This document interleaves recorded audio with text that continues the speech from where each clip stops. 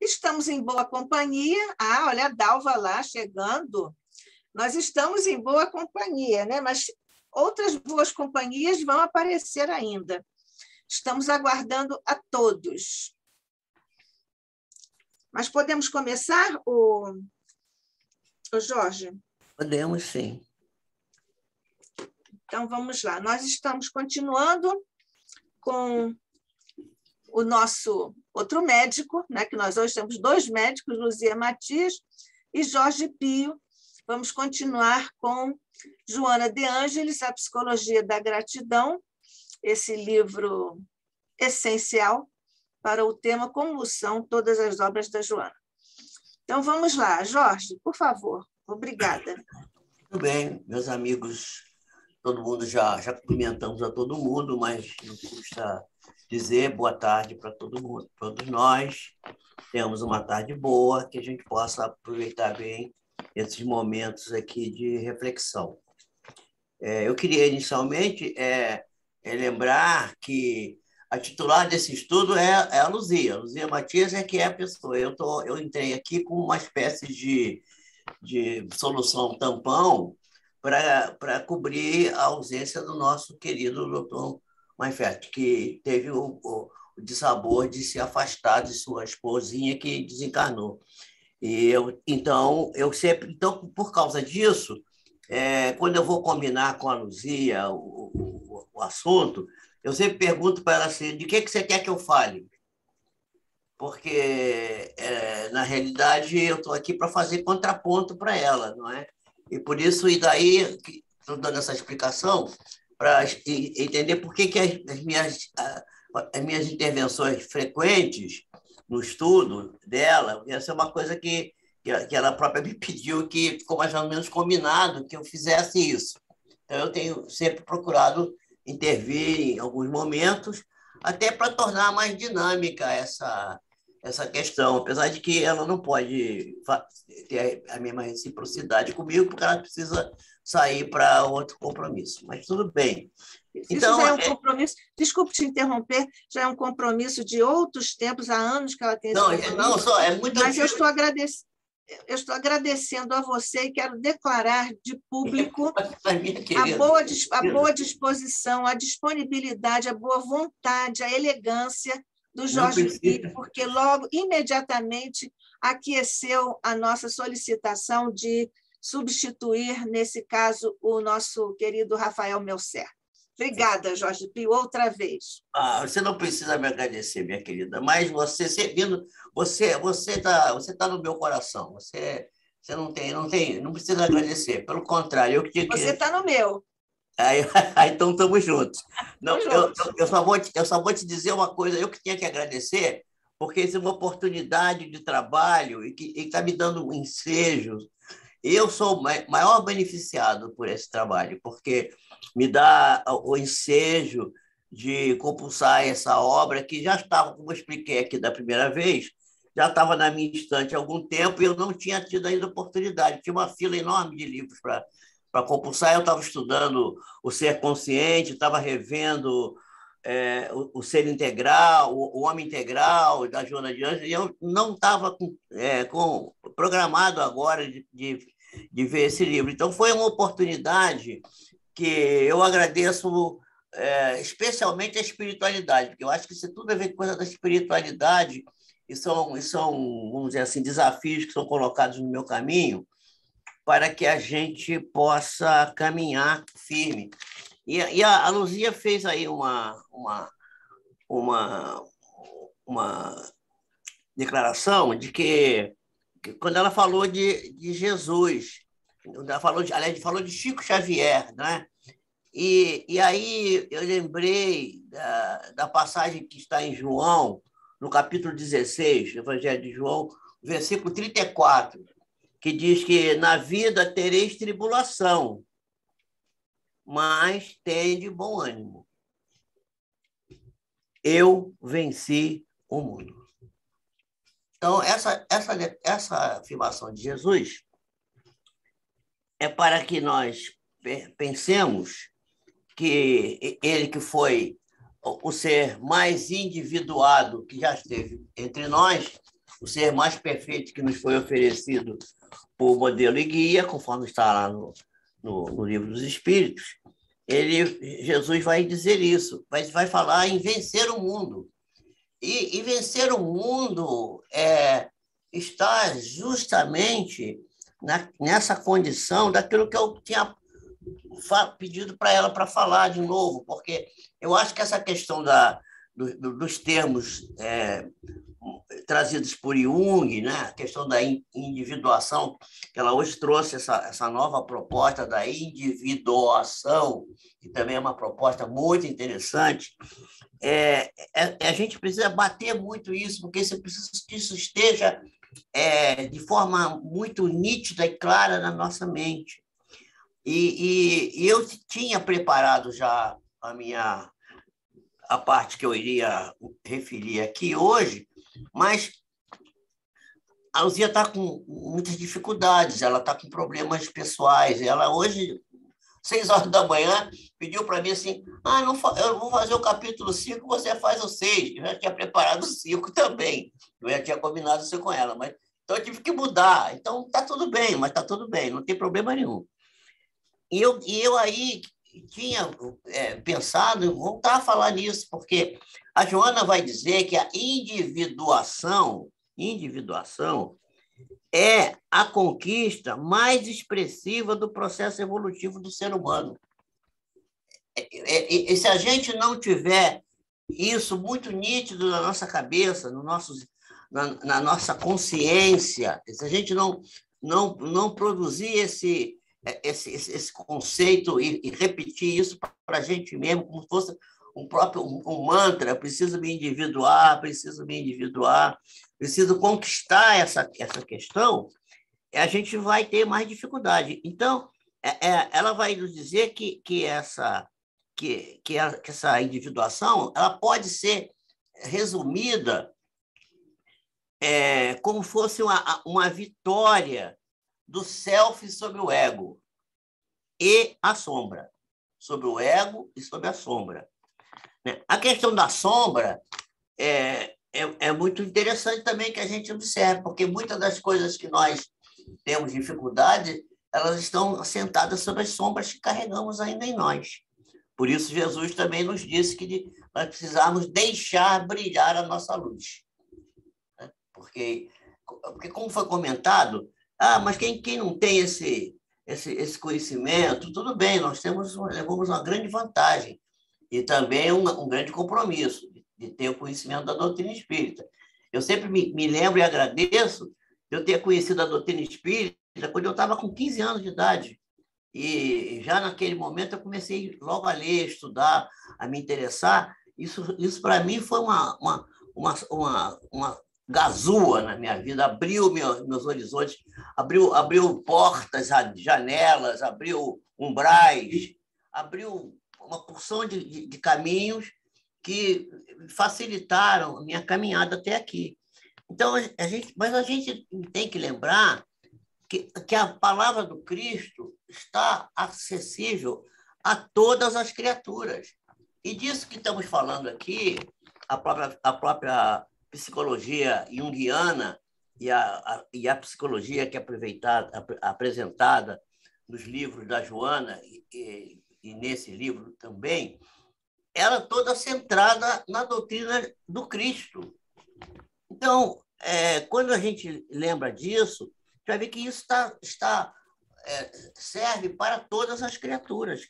Porque a doutrina do Cristo ela não está só no Evangelho, ela está, mesmo em outras vertentes não cristãs, lá estão os conceitos cristãos que foram trazidos e exemplificados por Jesus. Isso a própria Joana vai dizer no livro Vida... como é o nome do livro? Vida... Soluções? Vida e Soluções? Não, Soluções, mas tem um outro nome antes. Vida, Desafios e Soluções. Vida, Desafios e Soluções. Desafios e Soluções. Ela vai falar disso lá. Então, essa vitória sobre o ego e também a superação dos arquétipos, quer dizer, desses plugs, né, que estão incrustados na nossa alma, no nosso inconsciente, né? Como dizia o doutor Jorge André, no inconsciente arcaico, lá vindo das encarnações passadas, né? São responsáveis por transtornos emocionais e responsáveis, como a gente já falou aqui, pelas enfermidades de variada natureza. Isso que diz a Joana, né? Que aturdem, em geral, a criatura no seu processo evolutivo, na sua caminhada evolutiva, né? Então, essa individuação, ela se inicia quando percebemos qual é a finalidade da vida.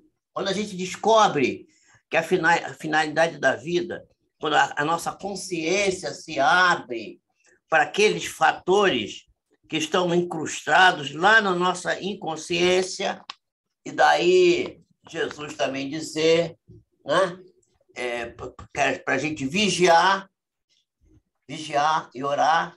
Primeiro vigiar. Para quê? Para poder perceber o que está guardado debaixo do tapete, o que está no inconsciente. E se a gente não consegue domar isso, não consegue controlar, aí ora para pedir ajuda. Então, primeiro vigiar, depois orar.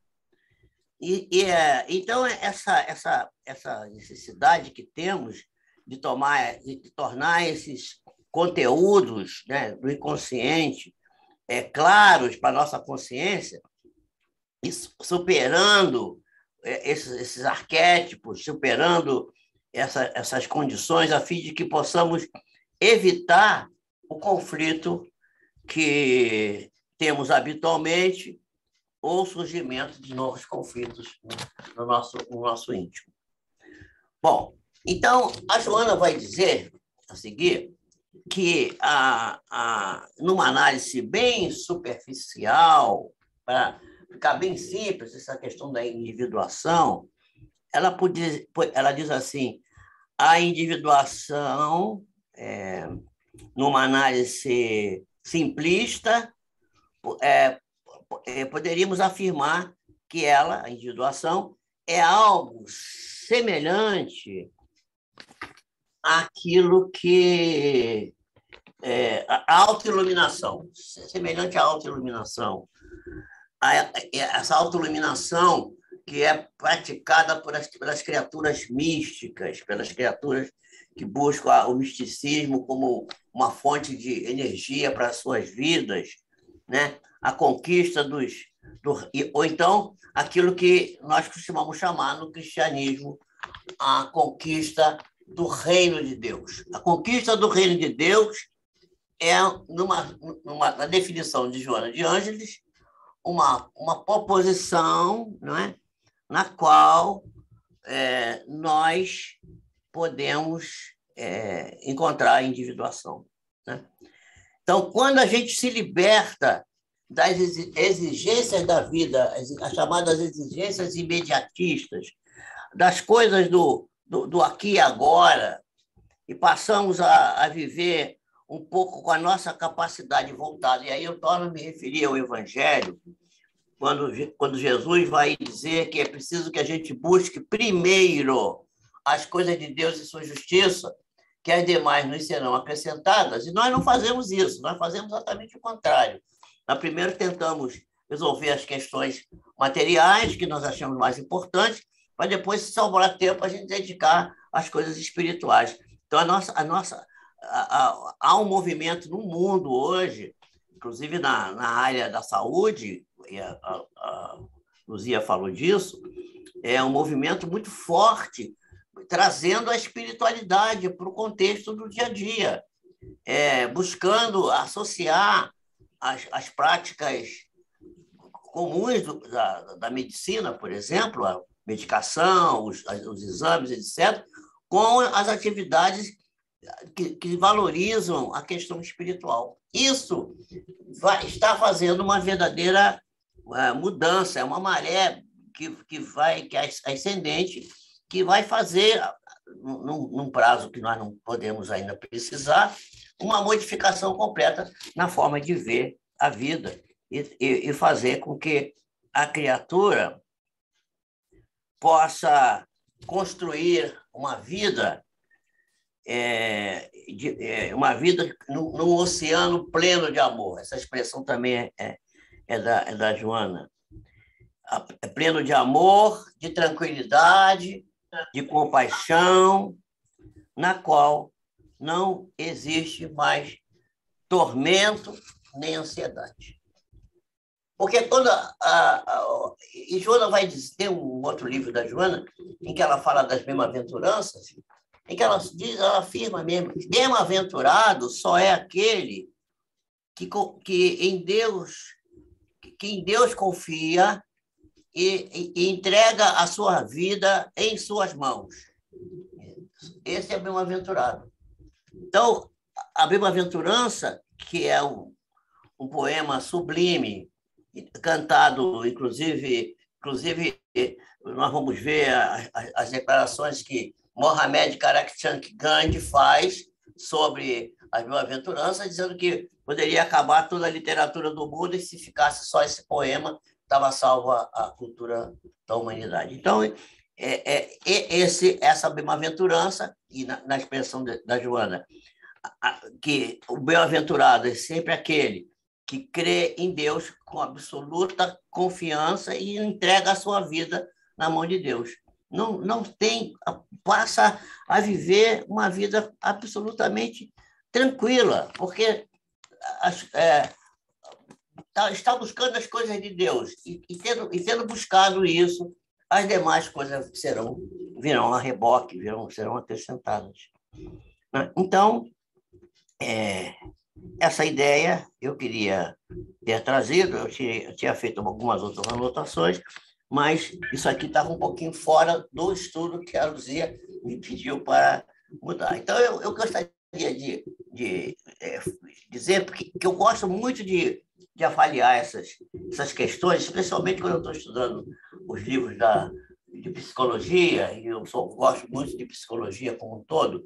Eu tenho, inclusive, uma formação muito forte nessa área. Eu participei de vários grupos com psicanalistas, com psiquiatras, grupos de interconsulta, grupo Balit, no tempo da faculdade e depois, muito tempo, e até me dediquei a fazer psicoterapia para alguns pacientes meus, que era uma proposta de Moisés Trachtenberg, que era um psicanalista, que era o chefe de um grupo no qual eu pertencia. Ele achava que a gente devia fazer isso para criar uma espécie de sensibilização do paciente, para que ele pudesse ser encaminhado, então, para o profissional da área psi. E eu passei uns 2 anos fazendo isso, com muito proveito e com muito carinho e com muita atenção e com muita alegria. E isso me ajudou bastante. E eu sou uma pessoa que tem um grande interesse nessa área, tanto é que até hoje faço psicanálise, até hoje estou em análise nesse momento, inclusive retornei agora recentemente, e isso faz um bem muito grande para a gente, porque a gente traz as questões, essas questões espirituais, materiais, e faz um contraponto, porque a análise, a psicoanálise, quando ela é feita com interesse realmente de crescimento, ela é feita não pelo analista, mas ela é feita pelo próprio sujeito, o próprio paciente que se analisa. O bom psicanalista é aquele que apenas faz o contraponto, pontua algumas coisas, assinala algumas situações e vai tocando, e a pessoa vai aprendendo, e vai crescendo, e vai se sentindo, vamos dizer assim, aliviada das tensões, da culpa, das questões, da ansiedade do cotidiano da vida. As coisas vão caminhando muito bem. E eu tenho essa experiência pessoal, e acho que isso é uma coisa muito boa. Então, quando eu comecei a fazer esse estudo sobre a gratidão, e eu não sei se lembram da outra vez, quando eu fiz a minha apresentação aqui, que eu contei alguns episódios ocorridos comigo, né, sem tentar querer fazer autobiografia, que isso é uma coisa muito... mas dando apenas um testemunho daquilo que eu vivi, da experiência que tive, né? Quando eu encontrei um amigo meu em plena Hollywood, dentro de um ônibus. Eu contei aqui essa história, uma coisa fantástica, e que, na minha ótica, era resultado de um processo de gratidão, de processo de o retorno que a gratidão provoca na nossa vida. Eu queria agora dizer o seguinte: então, a gratidão deveria ser sempre um roteiro da nossa vida, ou melhor, um degrau para que nós pudéssemos chegar nessa completude, nessa questão da individuação e na questão da autoiluminação, que todos nós teremos que buscar, dessa ou daquela forma. Teremos que buscar isso, porque só através disso nós poderemos realmente bem aproveitar a nossa encarnação enquanto aqui na Terra. Eu queria me lembrar aqui, estou me lembrando aqui de um caso. Um tempo atrás, tomei conhecimento de um senhor que tinha sido internado por causa da Covid-19 nos Estados Unidos. E ele, um homem de mais de 60 anos, ficou grave, teve que ser colocado no respirador, tomar oxigênio e tal. E quando ele terminou, uns 10 dias depois, quando ele teve alta, foi apresentada para ele uma conta de $500. Ali nas contas que ele pagou, mais $500, que era a conta do oxigênio que ele tinha recebido. Ele aí olhou para o homem que estava fazendo a cobrança e falou assim: mas tudo isso? Aí o homem falou assim: o que foi? O senhor está achando caro? Ele disse assim: não, absolutamente não. Estou até muito agradecido de ter que pagar essa conta aqui. Mas o que está me surpreendendo é que eu estou respirando litros de oxigênio há mais de 60 anos e nunca paguei um centavo sequer. E nem sequer tive também o cuidado de agradecer essa dádiva. Eu estou escandalizado com a minha atitude ingrata com a Mãe Terra. Essa história é fantástica, porque a gente consome uma quantidade enorme de energia. A gente come um monte de coisa, a gente respira, a gente usa água, toma banho, bebe água. Eu não conheço ninguém que agradeça a água que bebe. E devíamos agradecer. Devíamos agradecer. Bem, meus amigos, o que acontece é que os interesses dos grupos humanos são muito variados e geram atritos e desgastes enormes na área da emotividade, o que exige de cada um de nós autocontrole, disciplina da vontade e espírito de paz. A Luzia me pediu que eu falasse sobre a gratidão e a paz. Então, eu vou tentar aqui mudar meu estudo que eu tinha preparado para a gente falar da paz. Porque essa disciplina da vontade e esse espírito de paz que devemos desenvolver é para que a gente possa não tornar torpe os valores éticos da vida e os significados morais e objetivos da existência. E a gente não se deixa arrastar pelo aluvião de conflitos que a todo momento estão nos chamando para uma espécie de guerra íntima que vivemos quase todos nós, todos os dias, e daí o fato da gente, às vezes, ficar irritado com algumas coisas que a gente devia também agradecer. Bom, como a gente transita por diferentes níveis de discernimento e de lucidez, porque a consciência, o nível de consciência das criaturas é muito variável, né? E esses níveis de consciência são sempre um desafio existencial enorme em nossas vidas. E a gente pode mesmo afirmar, sem nenhum medo de estar errando, e quem diz isso é a nossa benfeitora, Joana, que essa conquista pode ser transformada no seu sentido, no seu significado, que deve buscar aquilo que Jung propôs, que é a substituição da ilusão da felicidade, que essa felicidade que se busca aí no mundo, transitória, fugidia, quer dizer, o mundo perecível, como se fosse uma miragem delicada que a realidade vai diluir em contato direto quando encontra, quando chegar a verdadeira realidade, entrar em contato com a pessoa.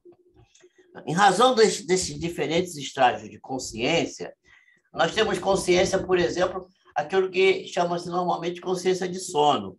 Comer, dormir, reproduzir. É a consciência da boca para baixo, né? O Divaldo Franco costuma muito usar essa expressão também.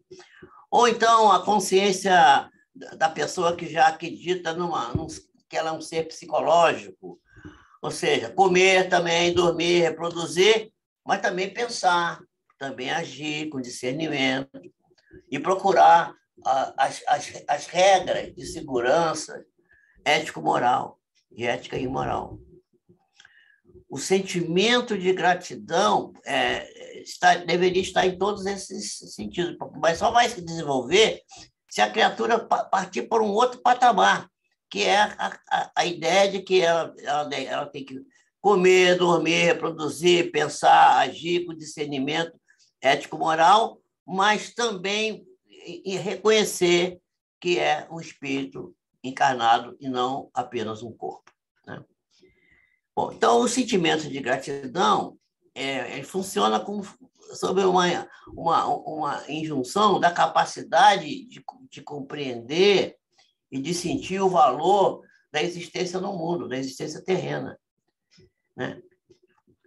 Aí a gente falou aquela questão que foi falada aqui, a Joana vai dizer isso, ó, que algumas culturas modernas, chamadas modernas, existe o conceito machista e primário de que a gratidão é um sentimento feminino e não passa de uma emoção específica da mulher. Isso é a Joana que está dizendo. E que não deve ser cultivada pelo homem.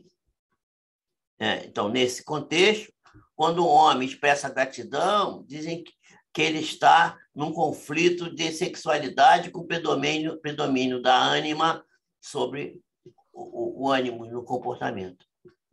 Então, dentro dessa perspectiva, né, dessa teoria que já está ultrapassada, felizmente, a gente vai ver que esse homem que é entendido aí, ele é caracterizado pela força, ou seja, força aí quer dizer brutalidade, vigor de sentimento e quase total ausência de qualquer emoção superior, de ternura, de bondade, de abnegação, sendo um sacrifício mais um gesto de estoicismo mesmo, másculo, do que aquela superior entrega ao ideal, ao desejo de servir, de fazer-se útil, né? No sentido de viver bem, melhor, e de tornar a vida do outro mais fácil, mais leve, mais palatável, né? Em consequência disso, nessa natural manifestação da emotividade rica de amor, que fica recalcada, né? Fica empurrada para debaixo do tapete e fica desprezada, vai se gerar, porque as leis de Deus estão escritas na consciência, e vai chegar um momento que o inconsciente vai gerar culpa e vai fazer com que se instale na personalidade dessa criatura, no seu íntimo, o oposto daquilo que devia ser, que é exatamente aquilo que a gente conversou antes, a ingratidão.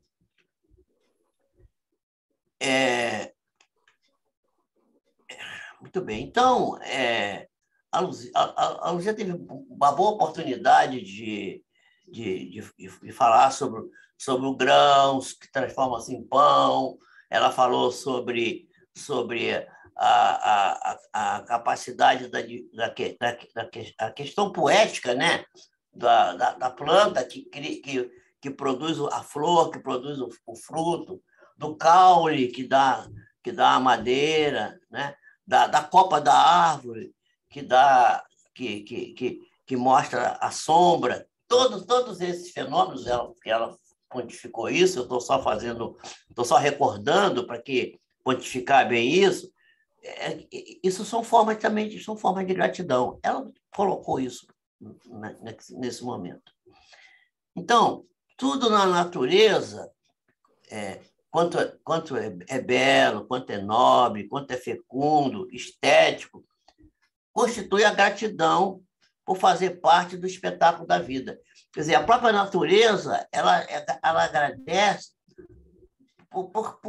pelo quê? Por fazer parte do espetáculo da natureza. Simples assim. E o ser humano que pensa, né? O ser humano que pensa e que sente, né? E que é constituído de emoções, e na fase primária tem o instinto, que é uma ação, vamos dizer assim, agressivo-defensiva, né? E à medida que esse ser consegue crescer, consegue evoluir, ele vai transformar-se por esse processo de crescimento num processo de reconhecimento e de retribuição. Eu nunca me esqueço que uma vez fui agradecer uma pessoa que me ajudou muito na vida, eu já citei ela aqui várias vezes, inclusive em palestras, e ele dizia para mim assim: quando você puder, faz a mesma coisa por outros, não me agradece não, eu não mereço nenhum agradecimento, eu fiz por você o que eu fiz por muita gente, tem muita gente que eu fiz e não aproveitou, você aproveitou. Então, quando você tiver condição e aparecer alguém precisando, faça o mesmo pela pessoa. Então, na questão, como diz Joana, a questão da retribuição. Não se trata de devolução, não é devolução, porque senão vira um investimento. A Luzia também falou disso, né? Alguma coisa que foi oferecido e você está devolvendo. Não é isso, né? É uma emanação de alegria, né? De reconforto, porque a pessoa conseguiu fruir aquilo, conseguiu chegar naquele patamar com a ajuda de alguém, e a pessoa é grata a esse alguém ou a essa situação que lhe facultou isso, né? Então, essa questão é um crescimento pessoal de natureza cultural, moral e espiritual, que vai desaguar inevitavelmente no sentimento de gratidão, da oferta, da participação no conjunto, tornando-se o indivíduo igualmente útil e valioso. Eu falei outro dia aqui, nas semanas que foi semana passada, a gente conversando aqui, eu falei sobre, parece que foi Marie, lá da França, que estava aqui conosco, não sei se ela hoje está aí, e eu falei que ninguém faz nada sozinho, todo mundo precisa de ajudante. E Jesus deu um exemplo disso. Ele era o governador do planeta, ele é o Cristo de Deus, e ele chamou 12 para ajudar. Então, isso aí é um exemplo para nós, para a gente parar para pensar, né? A gratidão individual é uma nota de harmonia, numa grande sinfonia do universo, que vai se ampliando e tornando-se um sentimento espiritual da humanidade. A gente pensa muito em gratidão como um instrumento de afeição, uma pessoa que a gente gosta muito, então você é grato que sou amigo dela, gosto dele. Então, isso é uma coisa correta, está certo fazer isso, ter esse sentimento. Mas tem um significado muito maior, porque é uma verdadeira transformação, o sentimento de gratidão, numa forma de viver-se, da pessoa se integrar, integrar e integrar-se, né? Ao processo de crescimento interior, de realização do progresso. Mas não basta, porém, a gente desejar a gratidão como uma flor espontânea que vai crescer, vai sair da pedra, vai sair da beira da praia. Não é isso, porque essas coisas que nascem assim, logo emurchecem, fenecem e desaparecem. Nós temos que, como a Zé falou, temos que buscar exatamente aqueles passos que ela falou lá. Nós temos que treinar, conforme já foi considerado em outros momentos da obra da Joana, ela vai sempre falar disso, procurando externar em todas as situações geradoras de alegria e de satisfação. Normalmente, os portadores de transtorno de conduta, psicóticos, todos aqueles que padecem de psicopatologia, tornam-se ingratos. Aquilo que a gente comentou aqui, a gente já tinha comentado isso. Porque eles perdem contato com a realidade dos sentimentos, e se voltam ao primarismo egoísta, na soberba das atitudes negativas, né? E é claro que isso aí só vai gerar enfermidade, adoecimento. Isso já é uma doença, mas é uma espécie de tumor que nasce no arquipélago da neurocomunicação e vai gerar, na parte física, a carência de serotonina, a carência de adrenalina, a carência de dopamina, e vai amortecer as emoções superiores e vai castrar as comunicações da afetividade. O indivíduo não consegue se comunicar afetuosamente com o outro. Essa ocorrência, no entanto, está ligada ao estágio evolutivo da pessoa. E as construções mentais, quando ela estava saudável, e também está ligada aos mecanismos de ansiedade, de desconfiança. A Luzia falou disso, desconfia de si próprio, não crê em si mesmo, acha, eu acho que não vai dar certo, eu acho que eu vou perder, eu acho que eu não vou conseguir, não vou passar no concurso. A pessoa não acredita nem nela mesma. Como é que ela vai acreditar no outro? Como é que ela vai acreditar em Deus? Né? Então, a gente precisa realmente exercitar a afeição, que vai se tornando, vai se gratulando a expressão do indivíduo e que vai se expressando de maneira gentil, enriquecendo a emotividade superior. Vai empobrecendo o egoísmo e vai desenvolvendo o self, que vai se libertar de algumas imposições que o ego apresenta para ele, facilitando a comunicação nesse eixo self-ego, ficando mais fácil essa ligação nesse eixo aí. Nem sempre, porém, né, o indivíduo sente a gratidão. E tem muito motivo para isso. A pessoa, por exemplo, teve uma infância infeliz, teve uma família turbulenta, pais difíceis, pais castradores, dominadores, relacionamentos na sua vida mal-sucedidos, o problema da solidão agora, nessa coisa da pandemia, as pessoas... Não é só isso, a gente sabe que não é, mas isso tem influenciado muito. Complexo de inferioridade, menos-valia, ou então complexo de superioridade, que embrutece o sentimento e desenvolve ferramentas de autodefesa.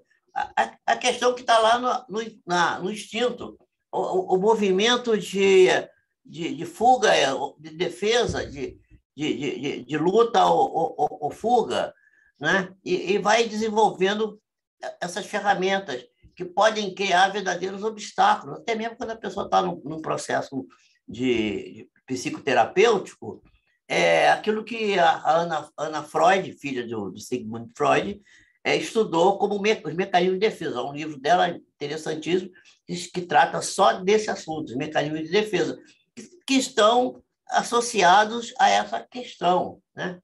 Isso não deve ser motivo de preocupação. A gente não, né? A simples constatação de que já a pessoa já não está sentindo gratidão, quer dizer, se a pessoa consegue perceber que não consegue ser grata, já é uma forma de compreender a gratidão, já é uma maneira de ter uma manifestação inicial da gratidão.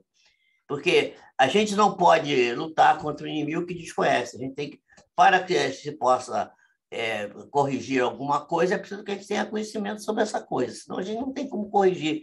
A pessoa acha que não tem aquele problema, como é que ela vai corrigir? Então, ela tem que... Já o fato de saber que não está sentindo gratidão já pode ser um bom começo para transformar a criatura e levá-la a um patamar melhor, né? Então, à medida que as emoções vão se expandindo e o interrelacionamento pessoal vai crescendo e vai, então, facultando a ampliação do convívio com as outras pessoas, aparecem os primeiros sinais do bem-viver, da comunhão fraternal, daquele desinteresse imediatista em oposição às condutas que eram muito doentias e que faziam que vão fazer, né, fazer surgir espontaneamente o reconhecimento de amor, de ternura à vida, é tudo quanto existe. Nós falamos aqui numa outra apresentação, quando eu falei junto com o Conte aqui, sobre quem estava falando de educação, eu falei dos 4 pilares da educação, né, do Jacques Delors, da Unesco, e o próprio Delors vai dizer, e as pessoas todas que estudam isso vão dizer, que dos 4 pilares, o mais complicado é aprender a conviver. Convivência é um negócio muito, muito complicado, muito difícil.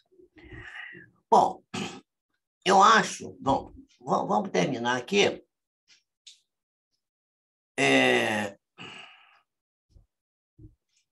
A gente tem que aprender, então, a ter a nossa individualidade, mas saber que a gente faz parte de uma sociedade em geral e que é inevitável que a gente busque uma companhia, né?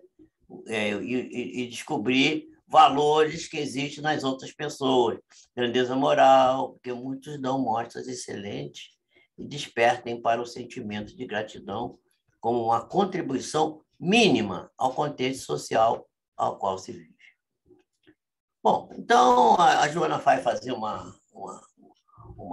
orientação sobre a psicoterapia da gratidão preventiva aos males e também a psicoterapia curadora para os conflitos que estão presentes nas obras relevantes da humanidade, seja aquelas de natureza filosófica ou religiosa, seja no comportamento dos grandes construtores da sociedade, os mártires, os santos, os pensadores, os místicos, os legisladores, os profetas, os filósofos, todos eles trouxeram várias contribuições nesse setor. Nádia, eu acho que a gente podia dar um intervalinho aí. São 4 e... Que horas são? Estou perdido aqui. Não, 5 horas, quase. 5 para as 5. Um intervalinho. Ou as perguntas? Pode ser. Um intervalo. Você quer um intervalo? Vamos ao intervalo. Pode ser pergunta, se quiser. Estou pronto aqui. Não, você que propôs agora o intervalo, quero saber. Vamos ao intervalo. Porque depois eu vou falar, vou voltar depois falando da questão, daquilo que a Luzia me pediu, porque, na realidade, até agora eu falei mesmo daquilo que eu tinha preparado antes. A parte que eu vou falar depois, que vem mais para frente, que é exatamente a gratidão para a conquista da... Como é que é, gente? Espera aí. A gratidão voltada para que a gente possa desenvolver a nossa vida. Porque como eu comecei ali, quando eu comecei ali, que eu disse que a gente devia ter a gratidão como uma ferramenta um degrau para o nosso desenvolvimento do dia a dia, todo dia nosso, né? Então, na realidade, o tema que ela me pediu é autorrealização e a paz. Então, a gente termina então vamos fazer o seguinte, nós fazemos um intervalozinho daqui a pouco, e antes de irmos para o intervalo, nós temos duas posições aqui, do Paulo Felipe e da Carmen, a respeito de questões que você agora mencionou, e depois nós vamos para o intervalo. Está bem assim? Tá bom, ótimo. Então, vamos lá. O Paulo de Felipe diz, no dia a dia, temos que ter cuidado em não confundir individuação com egoísmo. Jorge, na sua avaliação, qual é a finalidade da vida dos espíritos, ora encarnados na Terra? Pois é. Olha, a encarnação na Terra é sempre uma oportunidade de rever o passado, tá? Sempre. Rever há uma questão que a gente usa muito na medicina, associada à espiritualidade, que a gente estuda muito, e diz o seguinte: se você tem uma doença, a doença quer te dar uma mensagem.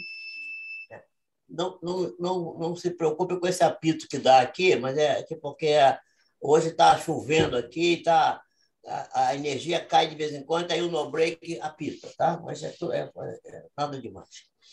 Bom, então, a gente diz que quando a pessoa está doente, a doença quer dizer alguma coisa para ela.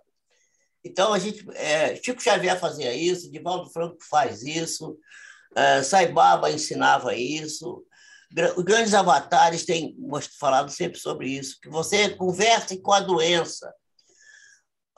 Qual é a doença dos espíritos que ora estão encarnados na Terra? O egoísmo.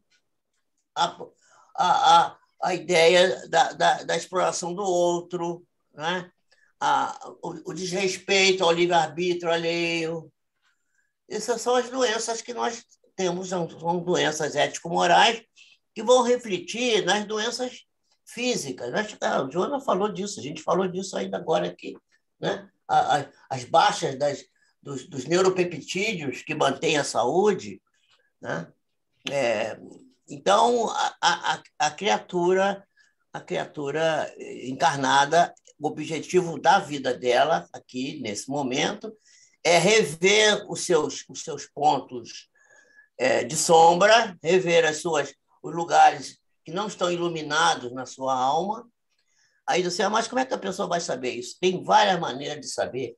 A própria doutrina de Jesus é um caminho. A filosofia, nos seus grandes nomes, nós vamos ver, por exemplo, um nome como Friedrich Nietzsche, que muitos criticam Nietzsche, mas Nietzsche foi uma cabeça, uma inteligência privilegiada, e ele tem aquela frase que é célebre, que todo mundo sabe, todo mundo repete: aquilo que não me mata me fortalece.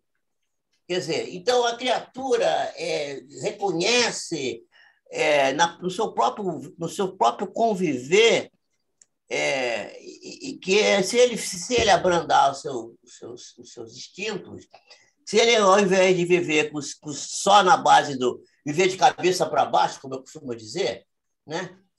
Primeiro o instinto, como se fosse na cabeça, o coração fica no meio, mas fica mais para baixo. Tem a barriga, que é o poder, que fica mais para cima, dominando a criatura, e no final o cérebro, que é a razão, fica no pé, né? Fica mais perto da terra. E a pessoa não pode viver assim, ela tem que viver com as dominâncias da bipedestação, né? Quer dizer, tem a parte instintiva que regula a vida nossa instintiva interna, dos nossos órgãos, a respiração, a digestão, todo o batimento cardíaco, circulação do sangue, tudo isso é baseado no instinto. Então, o instinto é que comanda isso, ninguém pensa para funcionar com nada disso. Então, ela será única e exclusivamente para isso. Mas a pessoa tem que viver com a sua emoção, viver de cor. Quer dizer, tocar a vida de cor. De cor. Como é que quer dizer de cor? De coração. De cor quer dizer de coração. Mas ter a razão supervisionando tudo isso. A razão deve supervisionar. Mas as criaturas estão vivendo num momento como o atual, muito baseadas nos seus instintos agressivos, não é? Furando a fila, bota o som alto, não quer saber do direito de ninguém. Enfim, as pessoas, os próprios governantes, preocupados mais com os seus interesses pessoais do que com os interesses coletivos aos quais eles prometeram servir. Então, as criaturas encarnadas nos dias de hoje, elas estão passando por um momento de decisão que, se elas não tomarem um movimento de retorno para a reflexão do que precisam fazer, que é exatamente a autocorreção, elas terão que ser ou retiradas daqui do planeta de maneira mais ou menos compulsória, ou retiradas da própria Terra, indo para um outro orbe, como está descrito por exemplo, na Gênesis, no último capítulo da Gênesis, de Allan Kardec, né? O degredo que os espíritos vão sofrer, que já está ocorrendo, como está muito bem também delineado no livro No Rumo do Mundo de Regeneração, de Manuel Filomeno de Miranda, pela psicografia de Valdo Pereira Franco. É um livro que eu aconselho a todos vocês lerem, estudarem, que esse livro é o primeiro livro que eu vejo assim, de ordem de tipo, vamos dizer, psicográfico, que foi escrito no momento justo da situação que estamos vivendo. Tomou como mote principal a pandemia e aproveitou para falar da necessidade da gente reestruturar a nossa vida, refazer a nossa vida.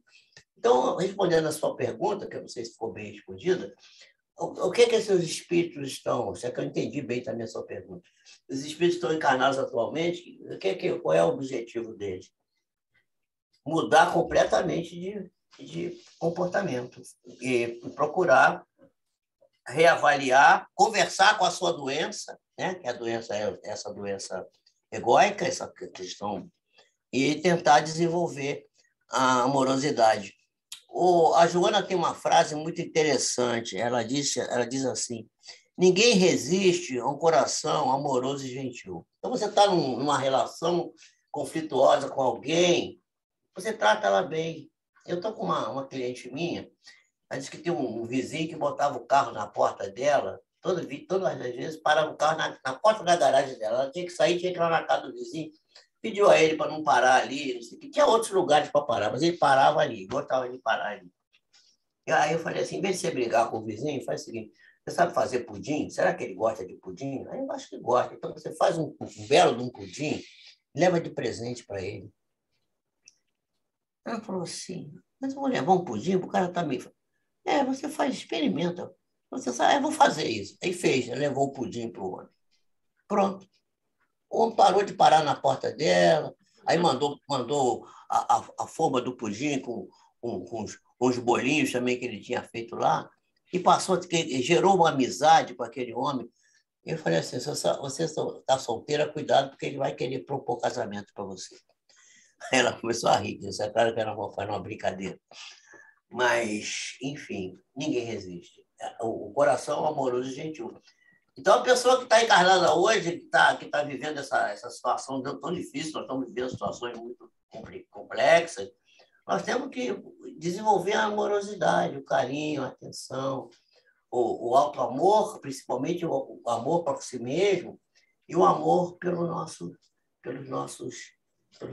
aqueles que nos acompanham. Porque quando a gente acende a luz, a gente é o primeiro a ser iluminado por ela. Mas, como Jesus diz que a luz deve ser colocada no alto do velador, porque todo mundo vendo aquela luz, as pessoas vão querer seguir. Quem é hoje que não quer seguir Chico Xavier? Né? Quem é que não quer seguir? Quem é que não quer hoje, não admira no mundo inteiro Divaldo Pereira Franco, a sua entrega, um homem com quase a caminho dos 100 anos. Quem é que não admira aqui no nosso meio o doutor Jorge André, que já partiu, mas que a gente continua vivo no nosso imaginário, na nossa mente, e os seus exemplos, as suas palavras, os seus ensinamentos. Aquilo que a Luzia contou aqui do doutor Jorge Andréa, eu sentia a mesma coisa. Ele levantava, quando eu terminava de falar, batia a palma para mim, eu falei assim, meu Deus do céu, o doutor Jorge Andréa está fazendo isso por quê? E puxava a claque, para todo mundo bater palma. Era um negócio, mas era uma coisa tão amorosa da parte dele, tão espontânea, tão gentil. Essa gentileza, essa expressão de amor que nós precisamos desenvolver. Desculpe a resposta. Jorge, a Carmen fez aqui um contraponto a essa pergunta que o Paulo lhe fez e que você acabou de responder. Ela disse, Paulo, posso estar enganada, mas para mim, individuação seria tomar tento de sua personalidade e sua aliança com o divino, enquanto que individualismo é um culto à própria personalidade. Tem a ver com uma integração do ser, maiúscula, o outro como uma expansão do ser além de seus limites, ocupando os espaços dos outros. Aí o Paulo respondeu, sim, Carmen, mas essas qualidades não são mutuamente exclusivas e frequentemente ocorrem simultaneamente, trazendo transtornos. A Carmen disse que compreendeu. A Tereza já disse aqui, parabéns aos palestrantes, tarde proveitosa. Porque a gente tem que pensar que nós ainda estamos num patamar, todos nós ainda estamos num patamar em que essas forças que estão, essas pulsões que estão em nós, elas são conflitantes. Nós vivemos a questão desse conflito interno. E é desse conflito, Divaldo Franco, aliás, Joana também fala disso, dá um exemplo muito interessante, que é o exemplo oriental, né? Do discurso de Arjuna, não é? Em que o mestre vai dizer assim, olha, você tem que fazer uma guerra contra os seus primos, né? Mas como eu vou lutar contra os meus parentes? Pois é, dentro de você. Eles são os seus parentes. Você criou essas forças dentro de você e você não pode expulsar. Você não cria um filho e ele está mal comportado, você bota ele na rua. Não. Você criou um filho, o filho está mal comportado, você tem que dizer assim, eu eduquei mal, vou tentar corrigir ainda. Sempre é tempo de corrigir, né? Tentar corrigir. E a maneira melhor de corrigir, de ensinar, e está aqui a Nádia, que é professora, que é da área, a melhor maneira de ensinar ainda é um exemplo. A palavra pode convencer, mas só quem arrasta mesmo é o exemplo. Quem leva a pessoa a encontrar o caminho mesmo é a manifestação prática daquilo que foi ensinado. Isso é inevitável e a comprovação disso é do dia a dia das nossas vidas. Vamos, então, ao intervalo. Nós estamos agora com pouquinho tempo, mas vamos, então, uns 5 minutinhos, pode ser, para você tomar o seu cafezinho de Não, eu já tomei café. Eu posso até ter menos tempo, porque eu já estou na minha tela, já estou aqui pronto, já estou tomando a minha água, já tomei meu café. Tá bom. Eu indago se as pessoas também preferem um pequeno intervalo ou nós seguimos, porque nós queremos que todos ouçam. Bom, diante de efusivas manifestações de silêncio, nós, então, continuamos com o Jorge Pio. Não, então 20 minutos a gente vai encerrar isso. Exatamente. Então, vamos lá. Bom, então, meus amigos, Joana vai falar da autorrealização e da paz. Né? E ela diz o seguinte, ela começa explicando o que é paz. Né? O que é a verdadeira paz? E muita gente acha que paz é um silêncio, ficar quieto, paradinho. Não é nada disso, né? A verdadeira paz se adquire mediante a autorrealização. O indivíduo se coroa o processo do seu autoconhecimento e verifica que a sua conduta está dentro dos padrões do dever, né? Eu costumo dizer que tem 4 verbos da felicidade. É o verbo querer, o verbo poder, o verbo dever e o verbo esperar. O querer é da vontade, o poder é do trabalho, o dever é aquele sentimento de que tudo que você faz por você próprio, mas faz alguma coisa que atenda também a comunidade na qual você serve. Você cumprir o seu dever implica em fazer algo que seja de interesse público, digamos assim, de interesse que serve para todos. E o esperar é porque não é o esperar, ficar parado, esperando. Muita gente estão criando até atualmente um tal de verbo esperançar. Isso é uma bobagem, não existe verbo esperançar. É esperar mesmo, que é o verbo da esperança. E a esperança é uma coisa ativa. Não é um lago adormecido, mas é uma cachoeira. É a calma da cachoeira. É o esperar daquela força motriz que está trabalhando. Então, você saber esperar a hora certa de atuar. Então, isso é o que resulta naquilo que você encontra o prazer verdadeiro, não o prazer falso, não o prazer enganoso das coisas perecíveis que não servem para praticamente para quase nada. E só o amadurecimento da criatura do ponto de vista psicológico é que pode conduzir a pessoa com segurança nesse esforço de autoaprimoramento. A gente fala sobre educação, a educação que o Espiritismo propõe para nós é a educação da autoeducação, a pessoa se autoeducar, educar a si mesmo. Porque a gente tem heranças das quais somos portadores, não é? Em razão dos períodos que vivemos, ou que vivemos ainda, ou que já vivemos no passado, num processo de inconsciência, quer dizer, inconscientes das coisas que deveríamos estar alertas. E, mais tarde, da predominância dos instintos sobre a razão, que é isso que a gente já falou aqui.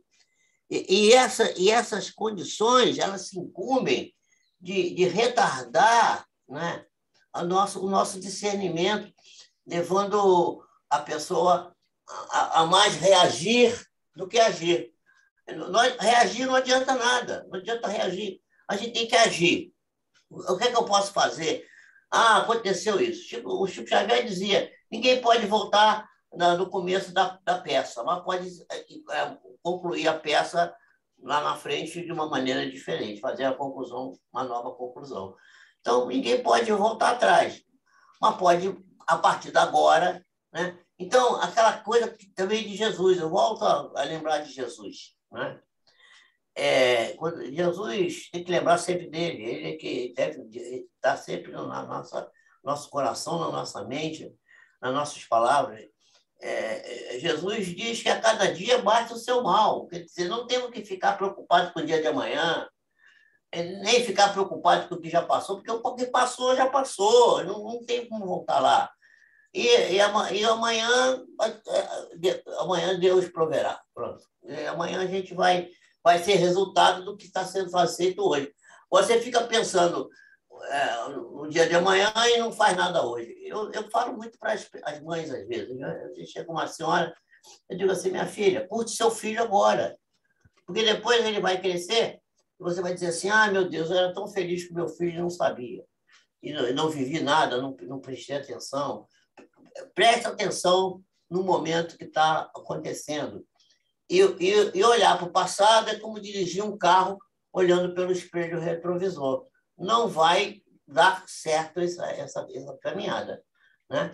Então, a gente precisa deixar de reagir, porque a reação é sempre para atender o egoísmo. mais do que o altruísmo. Tá? E vai tornar envelhecido, não é envelhecido, é envelhecido, é de vil, tornar vil aquilo que se está tentando sublimar, mediante disciplinas naturais, que promovem os ideais da beleza, de elevação e de paz. Né? É aquela história que a gente sempre conta, né? Que diz que uma vez uma pessoa se aproximou de Sócrates e disse assim: Sócrates, tem uma coisa para te contar. E aí deu aquela resposta das tais das peneiras, né? Dos crivos. Você já passou isso pelo crivo? O que você vai me falar é verdade? Eu acho que eu não sei, não. Acho que me contaram. Bom, e isso que você vai me contar é bom? Já passou por esse crivo? Também eu acho que você não vai achar bom isso, não.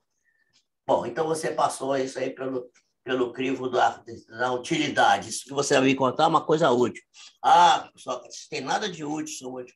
Então, meu filho, você vai me contar uma coisa que é mentira, que não é verdade, que não é bom, que não é útil, por favor, não me conta. Vai, toca em frente. Porque a gente tem que fazer o problema da vida, dessa questão, é a questão das escolhas. Né? Existem vários exemplos fantásticos de autorrealização que independe completamente da posição social relevante, independe de ter dinheiro, independe de conquista universitária, independe de destaque social, independe de qualquer dessas coisas às quais nós vivemos dando valor. É um estado interior de satisfação, de confiança nas possibilidades que cada um de nós dispõe, e estão sempre colocadas a serviço daquilo que é melhor. Né? Conta-se que uma certa senhora necessitava de uma faxineira. Aí ela recebeu de uma amiga uma recomendação de uma moça que era de confiança e que era portadora de excelentes qualidades. Ela contratou a moça por telefone e no dia assinalado, na hora certa que ela combinou com a moça chegou na porta da casa dela para iniciar o serviço. Quando ela ouviu a moça, ela ficou surpresa. Ela disse assim: meu Deus, será que essa moça é faxineira mesmo? Porque ela notou que a moça era muito jovem, estava muito bem vestida e viera do seu próprio carro, dirigindo o seu próprio carro. Aí ela ficou meio assim, desconfiada. Aí a senhora explicou os deveres que ela devia cumprir na casa e autorizou ela a iniciar os serviços. A jovem, com muita desenvoltura, muito desembaraço, executou todo o serviço com muito esmero até a conclusão da limpeza. Ao terminar, a auxiliar pediu licença para fazer uma ligação telefônica e a senhora autorizou. Naquele tempo não tinha telefone celular, né? E o diálogo, que foi muito claro e rápido, ela falou assim, a senhora perguntou: boa tarde, a senhora está necessitando de uma faxineira? Aí a outra pessoa lá do outro lado respondeu: não, já tenho uma. Eu, porém, sou muito boa faxineira, sou cuidadosa e posso fazer para a senhora um preço bem acessível.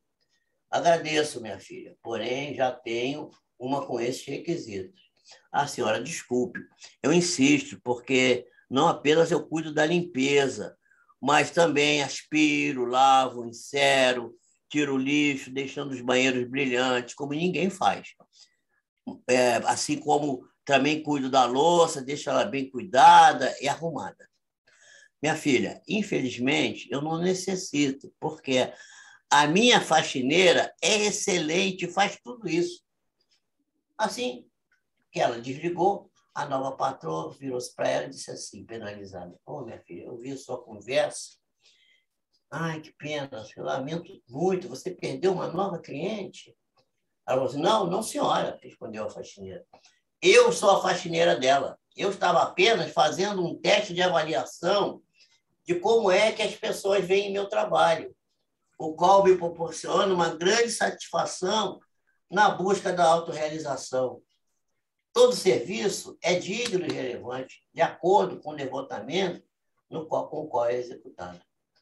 Enquanto no ser humano ainda vigere a presunção e a falsa consciência de superioridade por qualquer ocorrência que aparentemente projete a criatura na sociedade, a pessoa ganha um prêmio qualquer,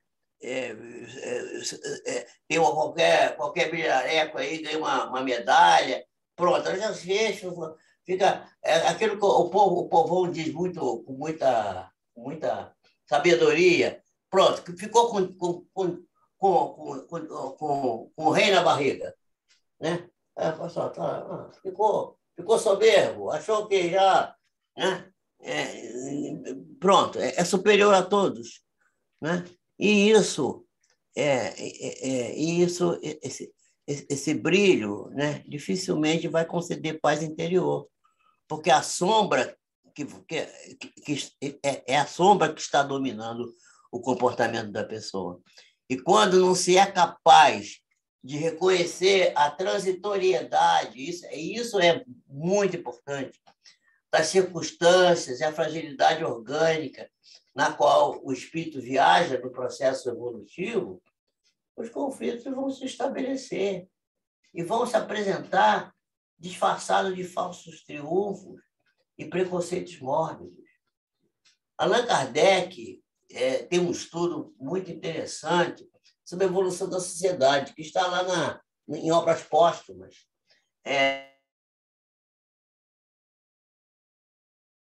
Eu tenho a 23ª edição da FEB, em que ele vai discorrer sobre os avanços, desde a ordem patriarcal, né, passando pelas circunstâncias diversas, o poder da luta, surgindo o controle político social, a criação de aristocracias, a primeira aristocracia no patriarcalismo, a segunda aquela dos poderosos, que estão depois as dos que têm dinheiro, que têm recursos e que passavam aos seus descendentes, incluindo a autoridade de que estavam revestidos, e chegando, então, a um tipo de aristocracia que Allan Kardec propõe, que é a aristocracia ético-moral, essa aristocracia que ainda está muito longe de nós, mas temos esperança que, no mundo de regeneração,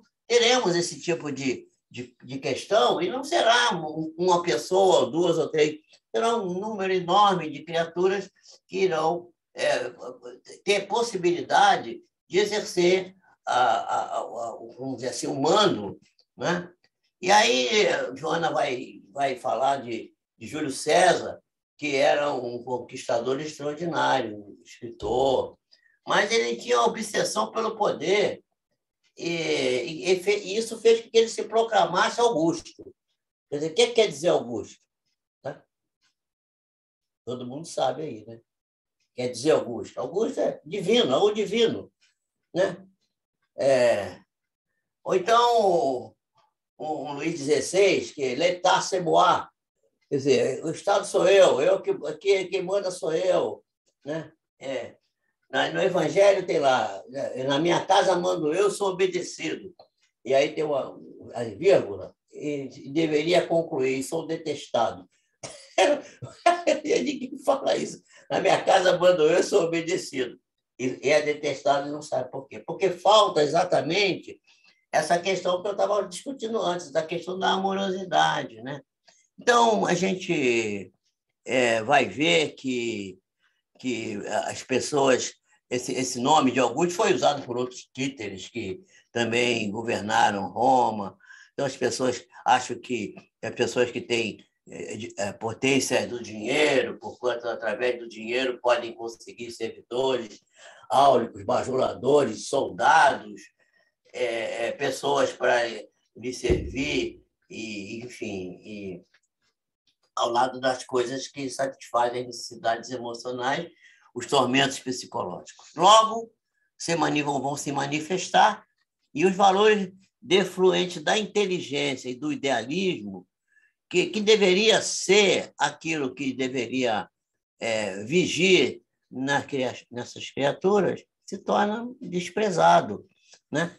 Então, o Allan Kardec vai falar dessa nova aristocracia que se tornaria resultado da inteligência com a moralidade, né? Aquilo que ele chamou de aristocracia intelecto-moral, né? Essa condição na qual se reúnem os legítimos valores da evolução e que, naturalmente, conduz a criatura que possui, e, em consequência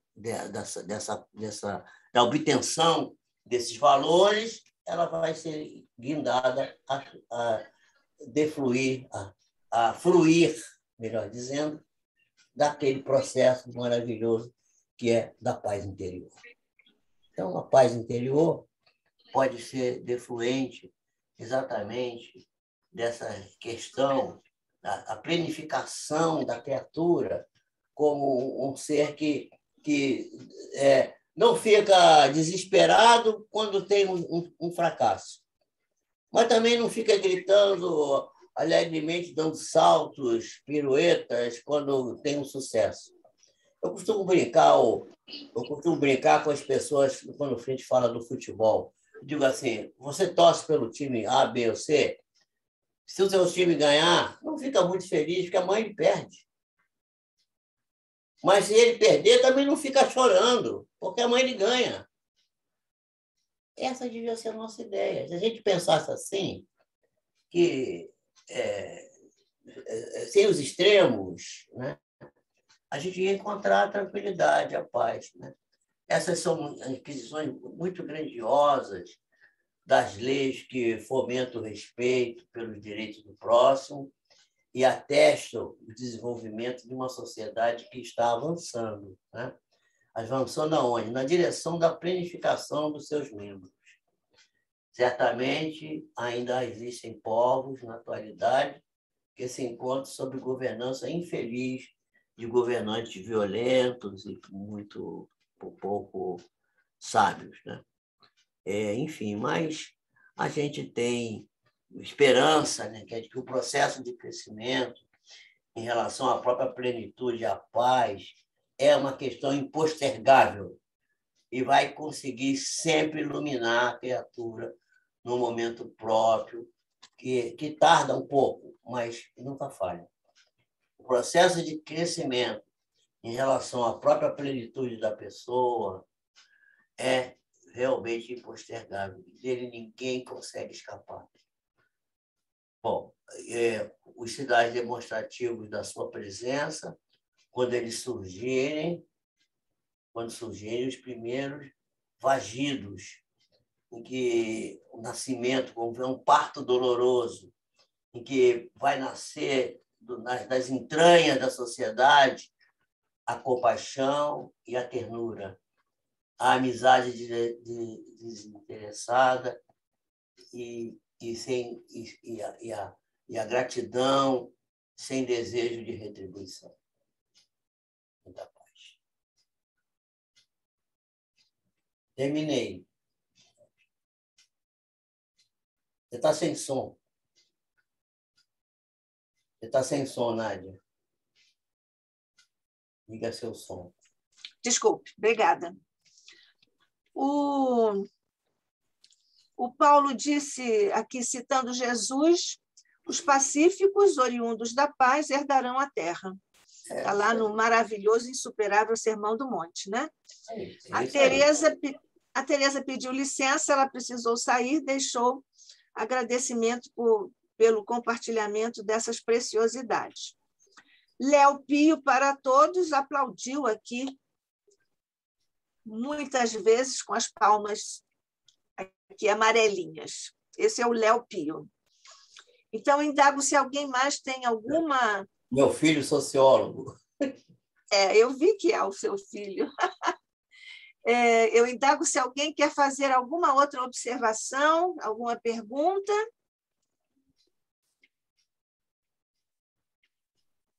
Nós estamos sobre o tempo. Hein, Carmen? Acho que, como sempre, foi muito proveitoso, né?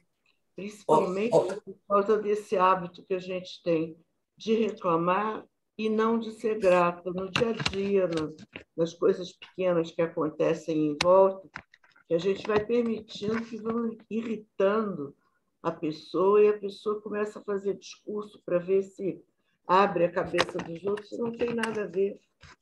A cabeça dos outros não vai ser melhorada com um simples incidente fortuito numa hora. Carmen, deixa eu fazer uma brincadeira aqui, final. Eu tive mais de uma separação na minha vida, mas nunca briguei com ninguém. Todo mundo ficou meu amigo. E o primeiro dia que eu dei palestra aqui no ICEB, eu tinha desencarnado minha primeira esposa. E aí disse assim, mas você não quer deixar? Não, eu vou fazer a palestra em homenagem a ela. Porque ela hoje, essa moça, essa minha esposa, ela está muito bem no plano espiritual, ela trabalha com crianças, ela era professora, ela está sob a orientação de Meimei no plano espiritual. Mas aí, deixa eu fazer, a brincadeira não é essa, a brincadeira é a seguinte, aí um amigo meu me fez uma entrevista uma vez no rádio, disse, mas como é que você conseguiu separar das mulheres e nunca brigar? Eu falei assim, quando elas telefonavam, eu nunca dizia alô, eu dizia assim, quanto é? Não, meu amor, eu quero só saber como é que você está, mas quanto é? Pronto. Aí ria, se brincava e estava sempre feliz. Pronto. Nunca tive problema nenhum, atrito. Eu acho que a gente lembrar de Jesus é sempre muito importante, porque Jesus, nesse mesmo sermão que a gente referiu-se aqui, que o Paulo de Filipe também... Paulo de Filipe, não foi quem falou, que também referiu-se aí? A esse sermão, o Sermão do Monte,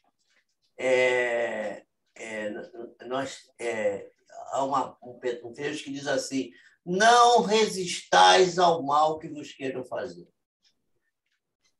Aquela questão da segunda milha, se te pedirem 1000 passos, dá 2000, se te pedirem a capa, dá também a túnica. Vai, né? E vai em frente. Não resista ao mal. Porque o mal que te faz não te faz mal, porque não te transforma numa pessoa ruim. Mas o mal que você faz muito mal para você, porque te torna mal. Né? Isso não é meu, essa tese é do Divaldo Franco, que diz isso, deve ser de Joana, provavelmente. Então, não resistir ao mal. A pessoa vem, te chateia, te persegue, você está sempre grato a ela, sempre concorde, sempre você deve estar com a razão, mas vamos ver aqui o que eu posso ajudar, e sempre procurar ajudar. A história que eu contei da moça que mandou o pudim para o vizinho e conseguiu estabelecer um excelente rapport, né? Excelente relacionamento, que agora está fluindo bem. Né? É isso aí. Amorosidade, meus irmãos, amorosidade, vamos ter amorosidade. Primeiro, amar a si próprio, respeitar a si mesmo, não se cobrar, não se culpar de nada, ninguém é culpado de nada. A Joana diz para nós somos responsáveis, não somos culpados. Ah, mas eu fiz isso, Meu filho, você não sabia, passou, agora você não promete para você mesmo não fazer de novo, fazer o contrário daqui para frente, e segue em frente.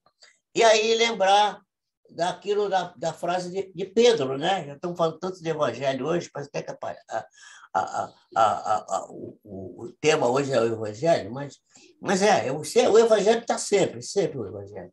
Né?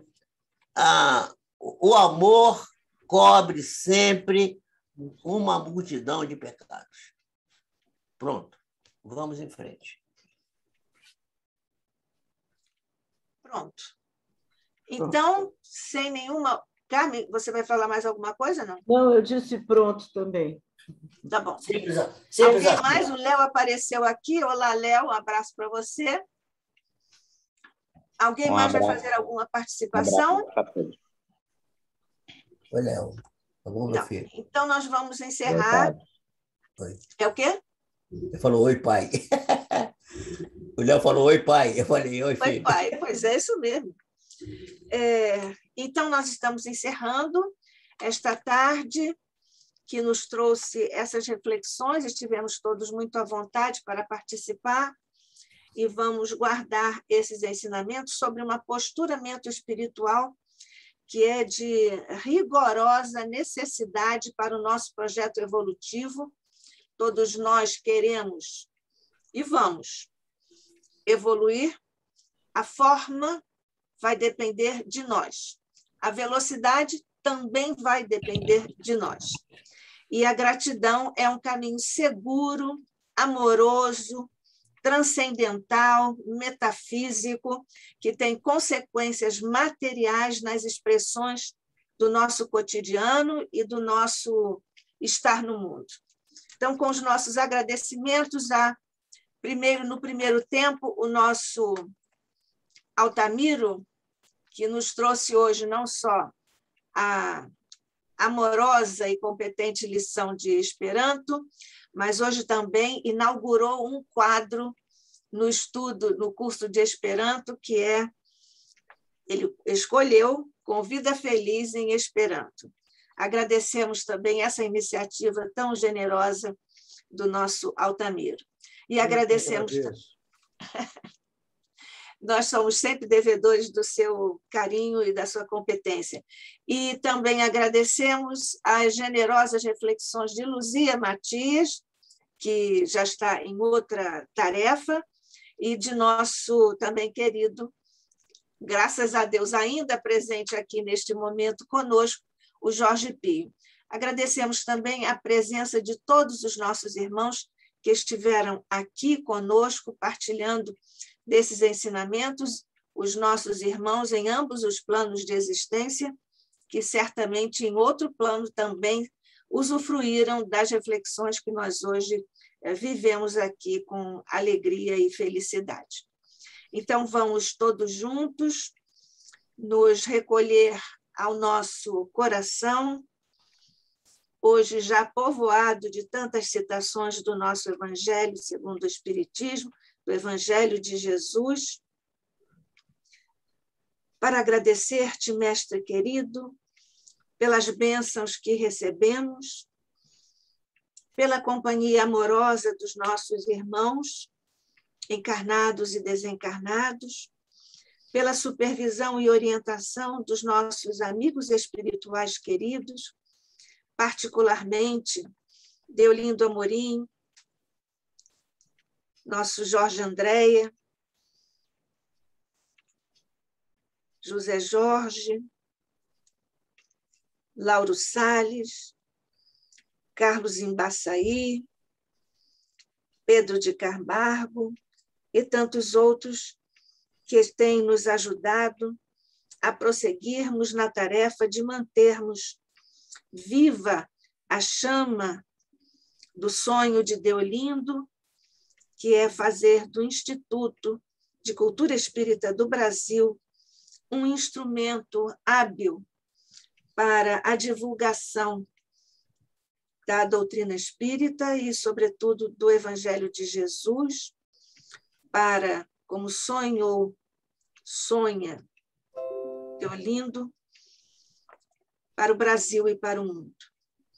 Queremos, neste instante, de agradecimento, de gratidão a tudo que temos recebido, inclusive os desafios que estamos enfrentando juntos, mas muito especialmente, reunidos que estamos em teu nome, Mestre, rogando também a Maria, aos nossos anjos da guarda, a todos os amigos espirituais que nos têm assistido a todos, juntos, portanto, que estamos, vibrar em uníssono em torno do nosso querido irmão, amigo, companheiro, César Soares dos Reis, que está se recuperando com toda a participação do plano espiritual na sua recuperação. Em breve estará novamente conosco, aqui participando vivamente, entusiasmadamente, como sempre fez aqui nos nossos encontros de estudos do ICEB. Ainda rogamos, Mestre, a todos os corações da espiritualidade superior que nos assistem, que nos ajudem neste instante, num exercício de gratidão aos valores e à situação que estamos vivendo neste instante, que juntos possamos oferecer as nossas melhores vibrações na direção dos nossos irmãos em necessidades de natureza vária, para que assim possamos também, neste exercício de fraternidade, oferecer, Mestre, uma expressão de nossa gratidão pela situação, pela condição em que estamos. Graças vos damos a todos, rogando que nos ofereçam não só a experiência de uma noite de paz, reconforto e refazimento, inclusive no corpo físico, visando em especial César Reis, e que possamos também vibrar para, não só para a noite, mas para todos os dias que se seguem. Que assim seja, sob a graça de nosso Pai, hoje e sempre.